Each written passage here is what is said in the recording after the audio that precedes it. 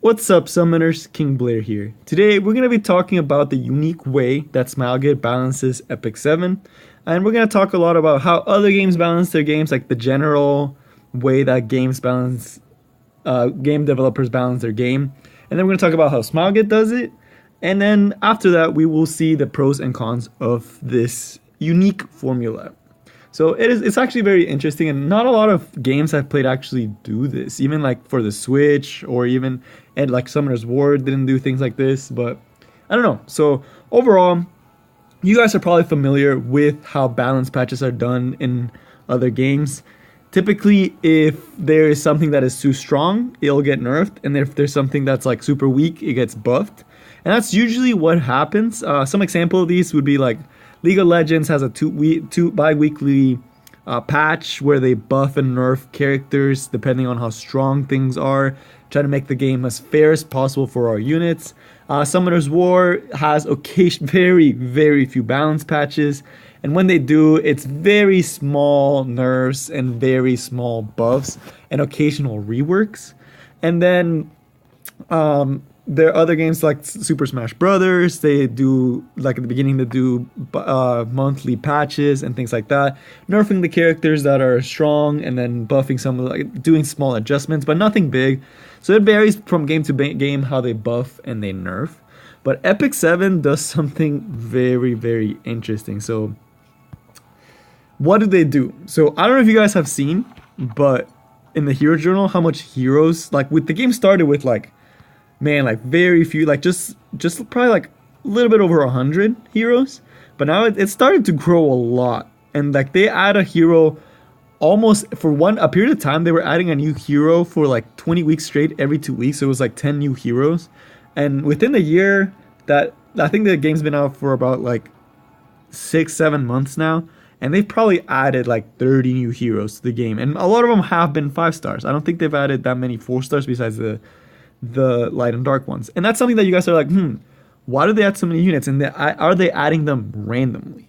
And the thing about it is they are not. So one of the way that they balance their game is by adding new units to the game, which you might be like, what? Like, how is that balancing? But we'll go over some examples on how they do this, and cases where they have had to do this.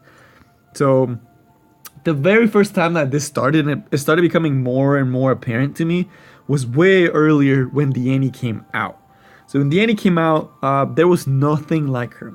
And if you looked at Top Arena, it was literally all Diani.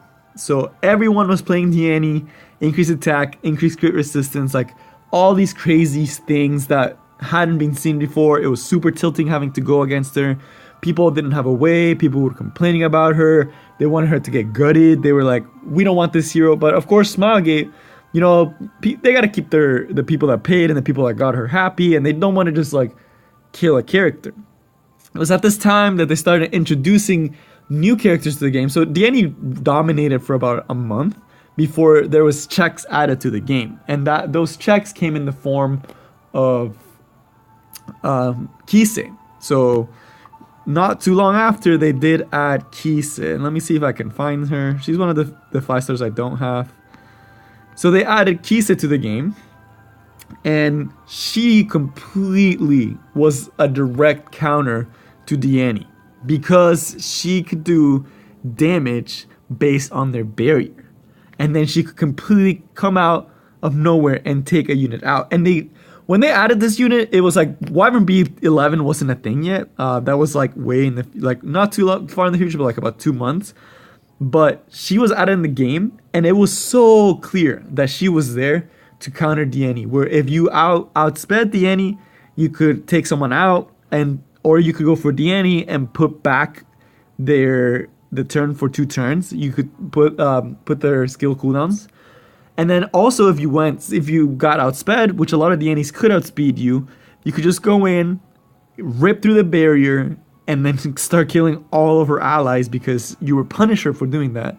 And then you also had the AoE on top of that for squishier teams if you wanted to go for a cleave comp. And it was very clear that Kise came as a direct counter to Diani. And it was something that was almost like, I see what y'all did there, Smilegate. Y'all trying to balance the game. The other unit that they also added at this time was Specialty Change Falconeer Clury. So with fucking new fucking Cleary, not only was she a super good PvE unit and a free-to-play PvE unit, but she had this that allowed her to take all the buffs that Danny put on those characters, provoke the priority targets, defense break them, so you basically took them out of the game. And then you would strip all the buffs and just do everything, you know? And that was like super strong, and it was a way to also check Danny. Was Danny checked? In a way, yes. Even though she was still very prevalent in the meta, she wasn't to the point where it was like no counterplay, which is what they were trying to do.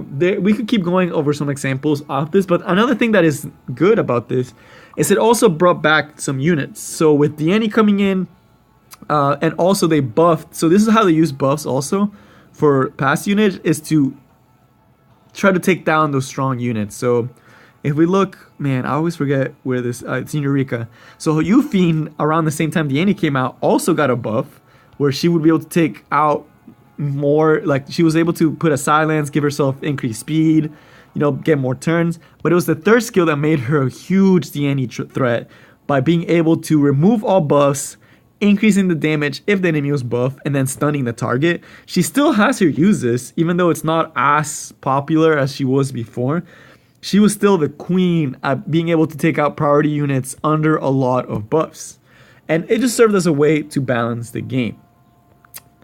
Another example on how they added units to the game to counteract some meta. So even like super like recent changes and recent adds to the game to balance the meta has been with specialty change and Angelic Montmorency.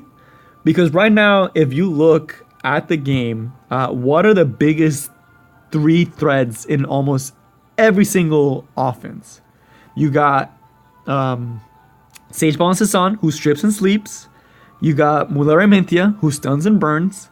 And then you got Dizzy, who slows, breaks defense, and glancing.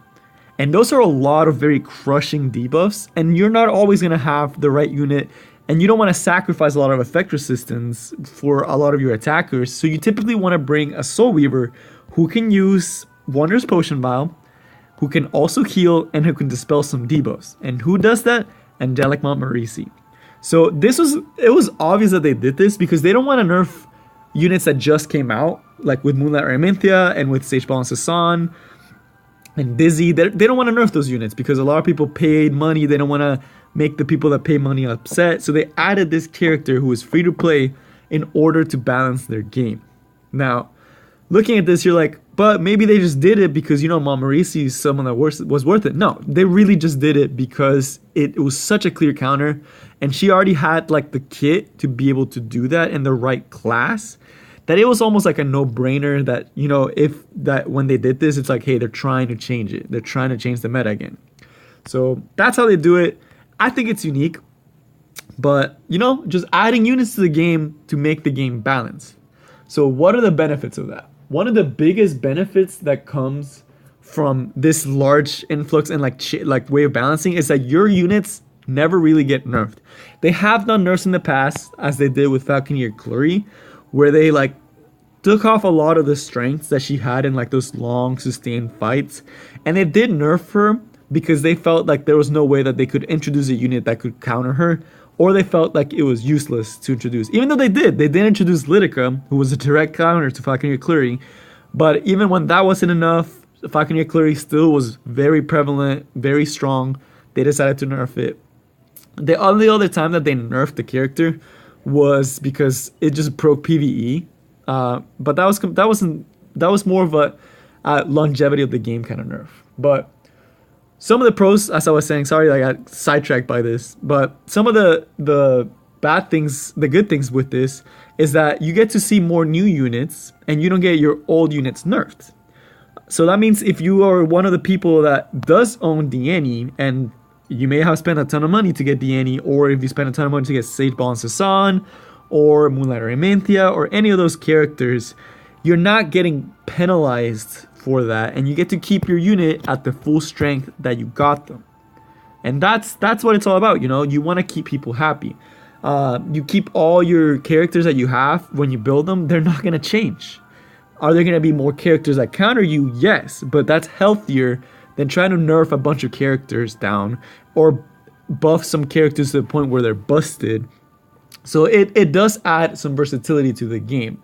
They do still buff the characters that need it, which is the way that, like, with this system, they are able to keep a very, very, like, dynamic arena and PvE, where last month it may have been all about Moonlight Armentia, but this month it may be all about Dizzy. Next month it may be all about even like some older units. It may be all about Moonlight Ken. You know, maybe Moonlight Ken becomes meta, or maybe it'll be all about Yuffie again.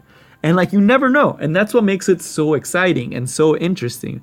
Well, yes, it does often benefit the new units. It can also bring back older units, which is also what's super awesome about this, because as they add new units to balance the game, there comes new clear counters that were already in the game that are able to put a check on those new broken units. And I don't know, it just creates a super dynamic atmosphere, and I just love that. Some of the cons though. So of course, with anything that comes in the game, there are gonna be some cons. And the biggest con with this system is that it doesn't always target the problem. So one of the things it's with Sage Balance Hassan, even though Angelic Mamarisi does counter Sage Balance Hassan and Moonlight Armentia, it doesn't directly address how strong that unit is and how it polarizes the meta. So it's not a quick fix. It's something that takes time for it to develop, and takes a long time for it to, like, where you actually will feel a change in the meta. The other thing is it does force a meta. It forces players to build these new units to try to be competitive in PvP and PvE, depending on the content. And it's something that it shouldn't be forced. You know, it's something that should grow naturally, but it's something that they do force. Like, they're trying to force an effect resistance heavy meta now. Right before they were, like with the Moonlight Armentia, it was more of a will meta. Now it's an effect resistance meta, and now they're probably gonna try doing like a one-shot meta, and you know, it's just gonna be an endless cycle, and it's kind of being forced upon us where we may not like it, you know. And also there's gonna be the problem with this is you can't keep adding new characters. For the longevity of the game, for the game to be relevant, you can't add 1 billion 5 stars to the game, even 1 billion 3 stars or 4 stars, because then it just makes it so you can never have those units, and then the people that do have them have a way bigger advantage than you do. So that's the biggest con with that. But overall, I just thought it'd be unique to take a look at how Smilegate does balance the game and just talk a little bit about it. But I hope you guys enjoyed. Let me know in the comments what you think about it, if you think it's a good way, if you think it's unhealthy, if you think it's good for the longevity. And yeah, that's all I got for you guys today. I will see y'all next time. Peace.